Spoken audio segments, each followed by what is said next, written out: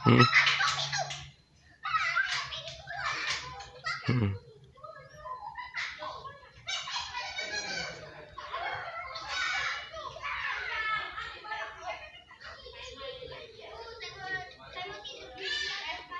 Moga-moga dia normal dan kayaknya normal deh. Berapa lama tadi langsung standby?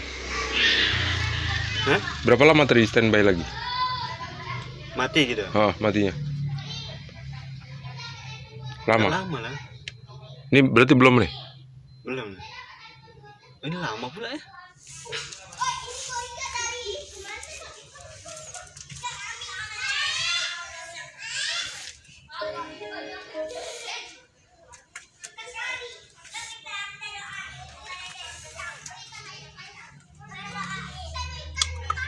Nah,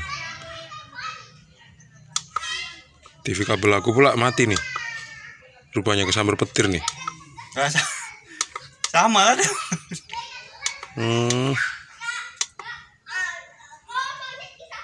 Ya kayak gitu juga tuh kan. Nggak ada lampu. Gak ada lampu ya punya. Ah. Waduh, sambar petir nih.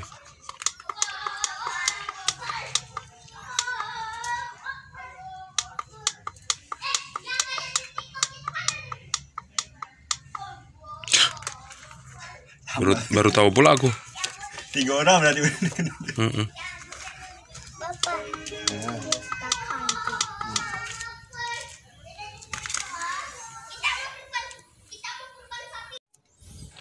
Teman-teman, jumpa lagi di channel Teknisi Digital. Kali ini saya mau coba untuk memperbaiki TV Samsung UA24H4053AR yang kesambar petir. Dan lumayan agak bikin repot karena sambarannya bisa ngerusak banyak komponen, teman-teman. Check it out. Nah tuh, dia hidup lagi. Kemudian mati lagi. Hidup lagi. Kalian bisa lihat backlight, lampu backlight di situ ya. Di situ nyala. Dan terus dia ada suara cetek gitu waktu hidup. Ya biasalah, tegangan tinggi, teman-teman. Saya nggak tahu di mana, di sini apa di sini. Tapi yang jelas tegangan tinggi ada di sini ya, di power supply. Cuman saya deketin telinga saya ke sini, ke power supply. Saya nggak ngedengerin suara cetek-cetek itu di power supply. Dan di mesin, kalau nggak gitu berarti ada di mesin. Tapi juga saya nggak ngedengerin ada di mesin. Malah saya ngedengerin ada di sini. Masa backlightnya yang bunyi seperti itu? Oke deh, gini ya. Saya mau matikan TV-nya, terus saya mau tes komponen yang ada di power supply. Gimana hasilnya? Kita cari tahu ya. Teman-teman, ternyata setelah saya perhatikan ada komponen yang rusak di power supply. Ini dia komponennya. Kapasitornya pecah tuh, karena kesambar petir. Ya, kapasitornya pecah. Ternyata bekas pecahannya tuh ada di dalam TV-nya juga. Saya baru tahu nih. Ini dia nih, biru. Mana tadi? Jatuh. Iya. Tuh, pecah teman-teman kapasitornya. Kapasitor ini kalau misalnya saya lihat dari atas seperti ini, saya ngelihat ada garis. Garis ini adalah garis pembatas, teman-teman. Garis pembatas antara primer dan sekunder. Yang sebelah sini adalah primer, yang sebelah kiri. Yang sebelah kanan adalah sekunder. Dan ini adalah kapasitor ground biasanya, yang menghubungkan antara ground primer dan ground sekunder. Kalau misalnya dianalisa, jadi karena masuk tegangan tinggi dari alam masuk ke sini, dari petir ya, masuk ke sini, kemudian ditampunglah di kapasitor ground. Karena dia nggak kuat nahan listrik yang besar itu, meledaklah dia kayak gitu. Jadi begitu kita hidupin, TV-nya ternyata masih normal, masih mau hidup lama. Tapi begitu kapasitor ini udah nggak kuat untuk nahan arus, jadi dilepaskanlah sama dia arusnya itu, teman-teman. Cetak, dilepaskan dia. nggak tahu lepasinnya kemana, mungkin ke kaki-kaki komponen yang ada di sekitar sini karena tegangannya tinggi ya. Terus dia nol lagi tegangannya. Habis itu dia ngisi lagi, mau on lagi TV-nya akhirnya. Begitu dikeluarkan lagi sama dia tegangannya, dinetralkan lagi, TV-nya mati lagi. Nah seperti itu kira-kira analisisnya teman-teman. Jadi saya mau coba lepas dulu kapasitornya. Biasanya sih ukurannya 3 kV, kalau nggak salah saya ya. Sambil kita perhatikan komponen mana aja yang kira-kira rusak. Saya nggak bisa ngelihat kecacatan fisik dari komponen kalau dilihat dari atas seperti ini, selain kapasitor ground ini teman-teman. Tapi kalau misalnya saya balik seperti ini, saya melihat di sini ada bekas solderan. Ada sekitar 3 buah atau 1, 2, 3, 4, 5. Ada 5 buah kaki komponen yang pernah disolder. Dan ini TV-nya pernah diservis. Saya yakin. Ada bekas timah di sini. Yang disolder adalah output, maksudnya input dari, bukan input ini, output dari kumparan primer yang masuk ke dioda, dan ini adalah, dan yang disolder adalah kaki plus elko 35 volt.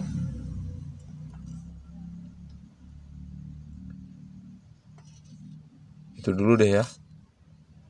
Saya lepas dulu kapasitornya untuk memastikan ukuran kapasitornya, dan saya coba mau ganti kapasitornya dulu teman-teman.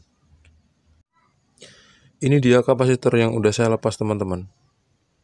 Ukurannya adalah, saya baca aja semuanya ya, X1400 dan Y1250, E152M 42P.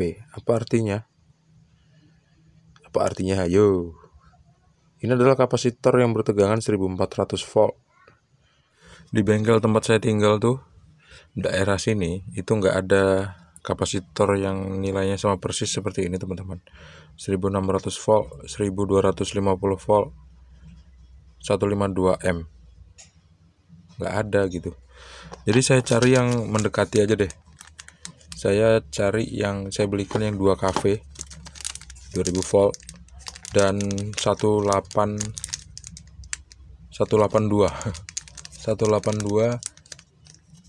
K.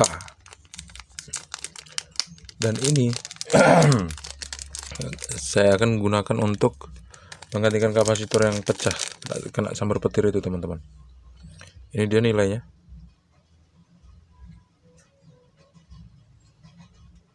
Dua kV 182 K.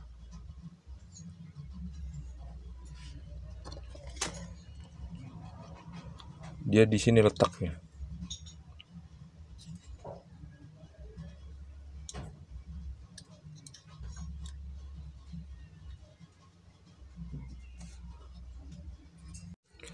Udah saya ganti, ini dia kapasitornya teman-teman. Terus saya mau uji coba sekarang. Sebelum saya uji coba, kabelnya saya pasang dulu yang tadinya saya lepas.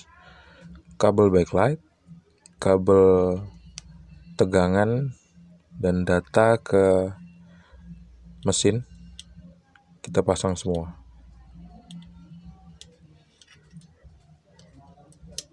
Seperti ini ya. Terus sebetulnya paling enak kita berdiriin sih. Tapi kalau diberdiriin tuh pasti masang semua casing.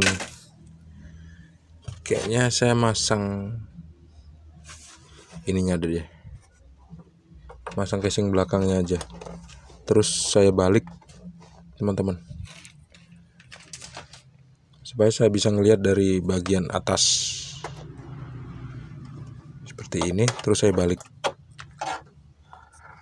Kita lihat gimana hasilnya teman-teman. Saya colokin ya ke arus listrik 220 volt. Bismillah.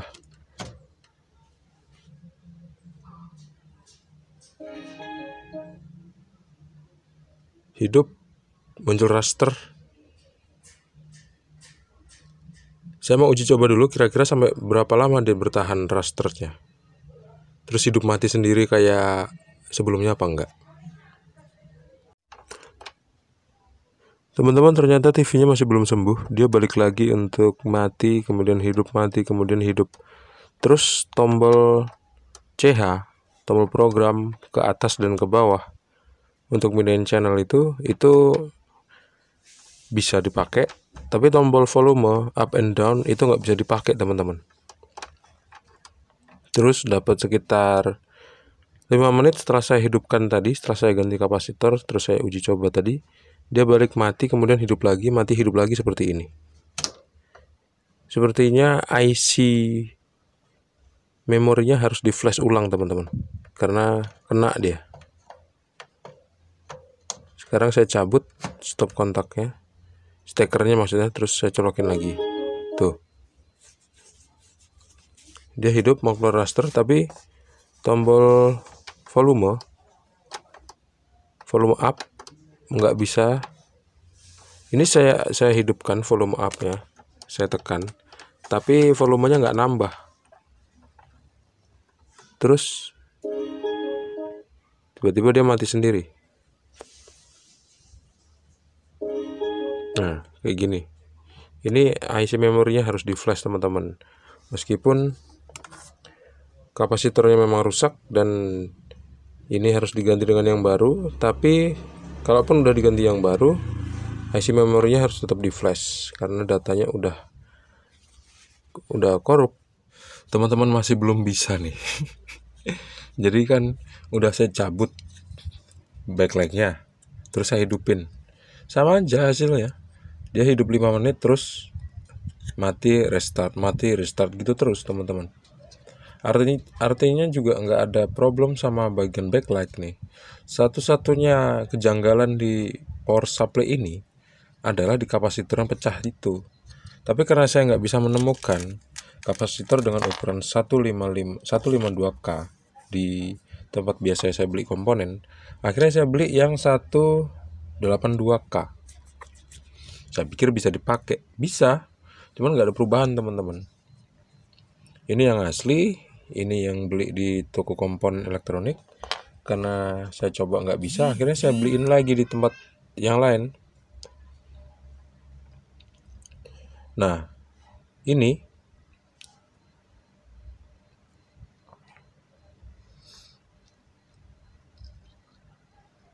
bakal saya pasang untuk menggantikan yang ini. Moga-moga aja bisa. Udah saya pasang, teman-teman. Ini dia warnanya oranye. Sekarang saya colokin ya ke arus listrik 220 volt untuk ngelihat hasilnya gimana. Mampu nggak dia bertahan hidup lebih dari 5 menit. Bismillah. Udah saya colokin dan TV-nya hidup. Saya bakal balik lagi untuk nunjukin hasilnya sekitar 5 menit ke depan, kalau bisa bertahan sampai selama itu. Ternyata hasilnya sama aja, teman-teman, meskipun udah diganti kapasitor yang ukurannya sesuai. Persoalannya ternyata bukan hanya ada pada kapasitor yang pecah itu, tapi bisa aja terjadi pada bagian yang ada di mesinnya gitu.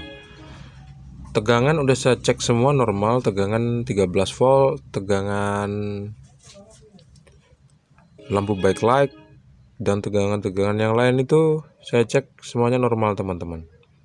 Jadi ada kerusakan yang terjadi pada mesin sepertinya. Dan untuk mengetahui kerusakan pada mesin itu butuh alat yang biasa disebut penghancur short.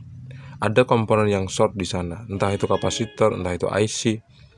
Nah, komponen itu kalau misalnya bisa kita temukan, sembuhlah TV-nya. Tapi karena alatnya saya belum ready, akhirnya TV-nya mau saya balikin aja deh, atau saya oper ke teman supaya bisa lebih cepat memperbaikinya. Karena yang punya pengen TV-nya ini segera dipakai ya.